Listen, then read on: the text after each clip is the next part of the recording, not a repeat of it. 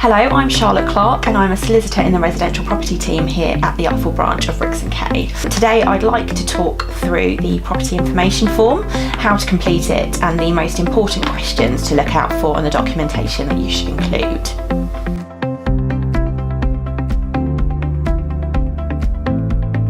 Any alterations or additions that have been made that would have required planning permission do need to be disclosed to a buyer. So if you've had a loft extension or a garage conversion, or you've extended the property in any way, or you've added a conservatory, that should be referred to in this section. Any planning documentation that you have for the works that have been completed should also be enclosed with the property information form, and that includes planning permissions, building regulations approvals and completion certificates.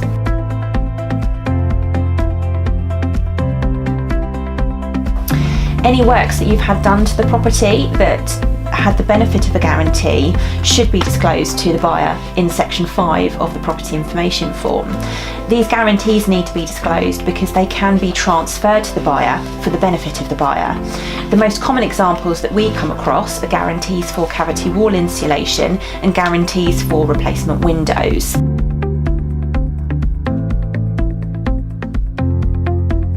We are finding that buyers of properties are becoming more aware of any environmental matters that the property is subject to, for example flooding.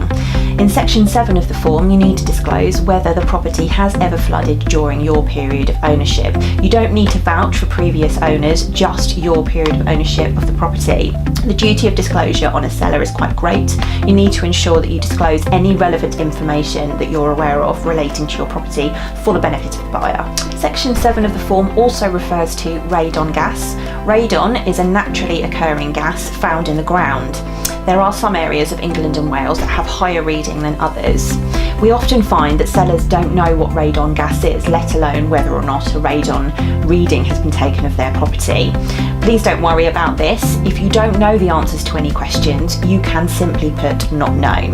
But we do have some useful articles that colleagues here have produced for you to look through if you're at all concerned.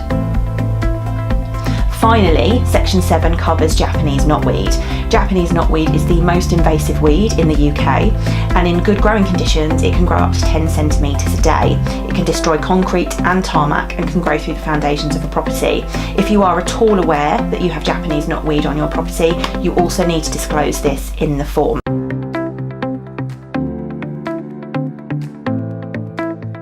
Section 8 of the property information form deals with rights and informal arrangements that your property might be subject to. We appreciate that sellers aren't usually aware of all rights and arrangements that their property has the benefit of, and the majority of these will be disclosed in the title deeds for the property.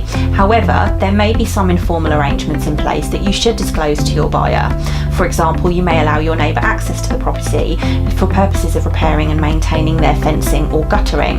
There may be a shared access way, there may be a shared driveway.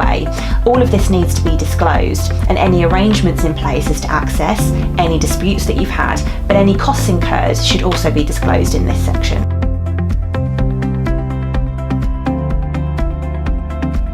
Section 12 of the form is simply headed Services, and in this section you need to disclose the services that the property is connected to. Most commonly, buyers want to know whether the electrical installation or the gas installation is in good working order.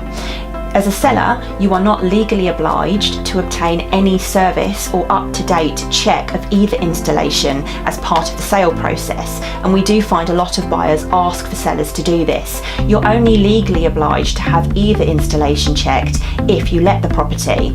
I hope you found this guide on the property information form helpful, and if you have any other questions or concerns, please do contact the residential property teams of Rix Kay.